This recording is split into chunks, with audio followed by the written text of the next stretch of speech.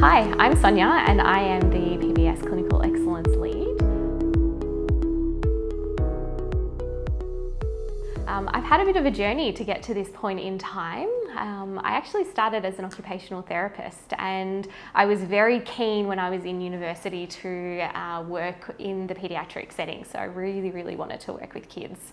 And I was very fortunate that I've worked in school systems. I've also worked in private clinics. And then I got to see the NDIS roll out, which was really interesting. And that's where I got introduced to behaviour support. One of my colleagues at the time said to me, "This is what you used to do in a school. You used to go into a classroom, figure out what's going on for the student, why are they having difficulties engaging in the school curriculum, what are the functions of their behaviour, and then come up with a bit of a plan to support them to access the school curriculum so that they could meet their learning needs." And so she said to me, "This is what you used to do in a school. I think you'd be great as a PBS practitioner." And so I did the training to become a PBS practitioner and haven't looked back. So I've been a behaviour support practitioner for the past 7-ish years now. So I've been doing it for a little while. And for me, probably the biggest thing when it comes to behaviour support is it's more than just a plan on a piece of paper. It's so much more than that, and it's more than just a list of strategies that we do. The biggest part about behaviour support for me is the understanding that goes behind it and really embodying a mindset of what's going on for this person, what does this mean, how do we support this person to, live a good life and achieve what they want to achieve. So I've been able to, really embody that over the last few years, and it's something that I feel quite passionately about. A big part of PBS is understanding function.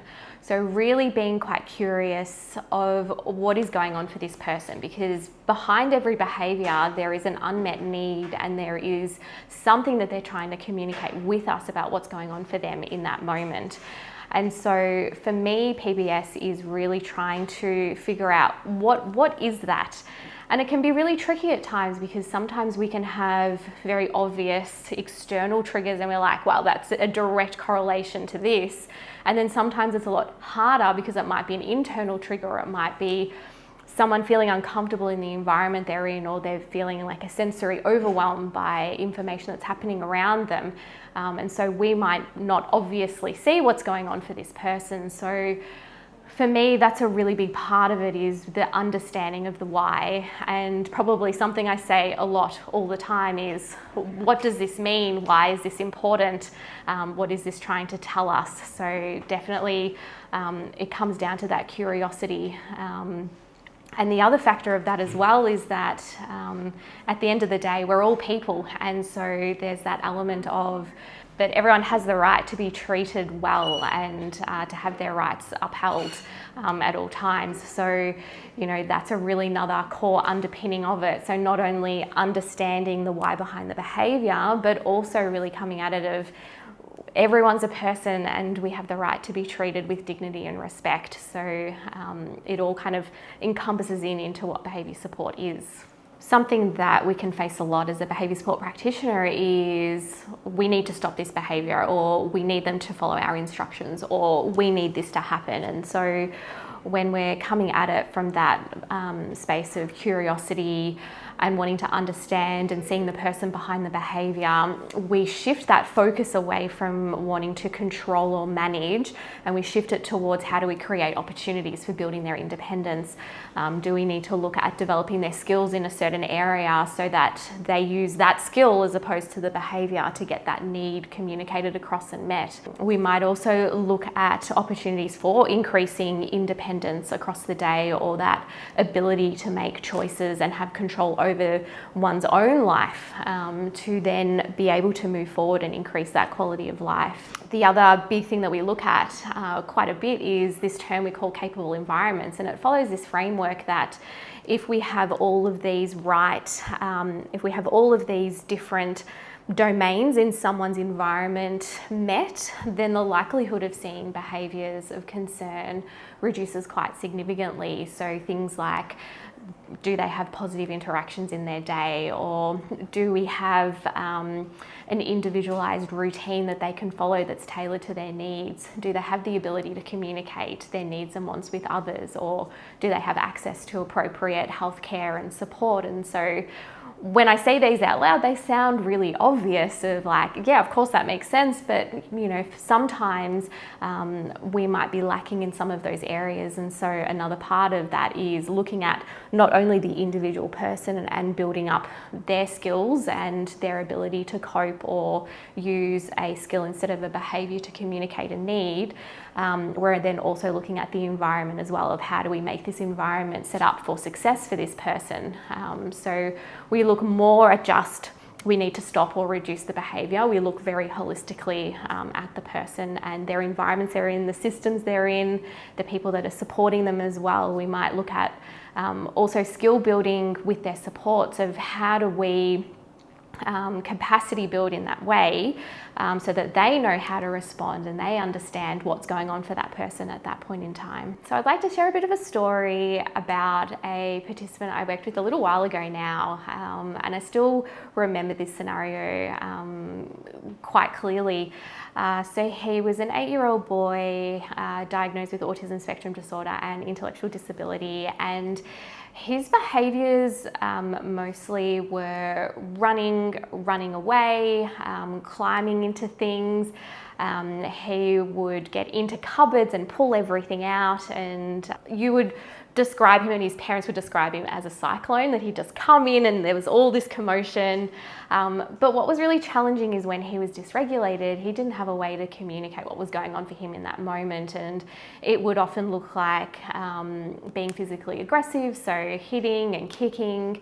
If he was around cupboards, he would then go into the cupboard, pull like pantry items out and throw them either at people or onto the floor and create a mess. And so what was happening in this scenario is there was a lock on the pantry door. He was getting physically removed away from the kitchen because it was creating a lot of mess, and there was also danger if jars were getting broken on the floor. And so what we were seeing, and rightfully so, is that we were really trying to manage the behaviour and stop the behaviour at that point in time. We were trying to prevent what was going on. And so coming in with that PBS mindset of being curious as to what's going on for him in this moment, what does this mean for him? And it, through assessments and understanding, observations, talking to the parents, also being in the school environment and seeing it in a different setting as well, what we understood was that the function of this behaviour was that he was trying to tell us that he was feeling very dysregulated at that point in time, and that he was feeling very frustrated that he wasn't able to access what he wanted in that moment. And so what we ended up doing was looking at developing his communication skills so he could ask for help. And so we involved, we had a speech pathologist on the team. We also looked at, sensory regulation type activities so we could maintain a calmer baseline. And then when we started to see signs of escalation, then we could also intervene and provide that regulating support in that moment. And what we saw is that we could actually remove the lock off the pantry door because he was no longer then needing to go to the pantry and grab things and throw them in that sign of frustration, because he had a way to communicate that he needed help. He was supported in his environment to regulate in a way that was individualized to him. And so this was just one of those examples that I can pull from my memory bank of how when we've come in being really curious and want to understand the person and look more at just what the behaviour is but what it's saying underneath the surface, we can start to see some of those changes come into effect. He was a good kid. Yeah, restrictive practices is a word that comes up quite a bit in the behaviour support space, and restrictive practices are anything that restricts a person's freedom of movement or choice in what they want to do. So by nature, it is quite a high-level intervention approach when we are implementing a restrictive practice. What's really important to know when it comes to restrictive practices is that these are implemented from a safety perspective. Of sometimes we need to implement a restrictive practice to maintain someone's safety or the safety of other people around them. So if there's not a safety component to the restrictive practice intervention that's being used, that for me is a bit of a red flag that we need to understand a little bit more of what's going on. So within the NDIS, there are 5 types of restrictive practices that are recognised. So we have seclusion, physical restraint, mechanical restraint, environmental restraint, and chemical restraint. And so all of these different types of restrictive practices prevent someone's movement in some way, shape or form. But what's really important is restrictive practices are not a, what's the word I'm looking for? Restrictive practices are a band-aid, essentially. They don't focus on what is that underlying function. They don't get to the root of what's going on for the person. They really are a band-aid. We need to implement this to keep the person safe and to keep other people safe around them. So when we're looking at restrictive practices, we really need to identify, is this the best approach? Do we need to look at something else? Is there something least restrictive or less restrictive?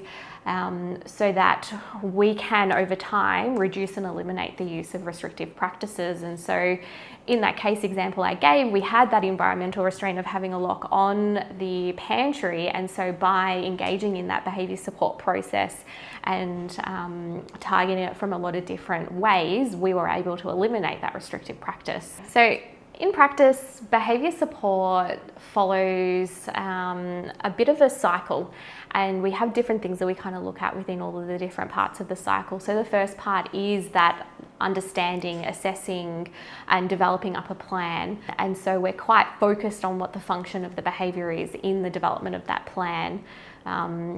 As I've mentioned previously, we also look at that skill building component of it, of what skills can we develop or enhance so that we don't need to use the behaviour. Using the skill becomes higher motivator because we get our needs met by using the skill instead of the behaviour. We also look at that opportunity for choice and control. If we really want to empower the person to have that control over their own lives and what that looks like and do the things that they want to do. We also look at how do we make this consistent across all the different environments that the person's in. So it might be in schools, could be in day programs, in kinders, at home, could also be in like community settings like at the park or local shops and things like that. So we really want to make everything quite consistent across the board. And so we kind of do that in that implementation phase of someone's behaviour support plan of we're looking at all of these different things all together and really working within that interdisciplinary team so that we're all kind of working in the same direction to support this person to achieve what their goals are. And then we kind of come back around and reassess and start the process again of like, how have we gone? Have we done what we set out to achieve? What do we need to tweak? Maybe we might see a reduction in behaviour or a change in function, and so then we readapt. And so that's a really big part of how this looks in practice.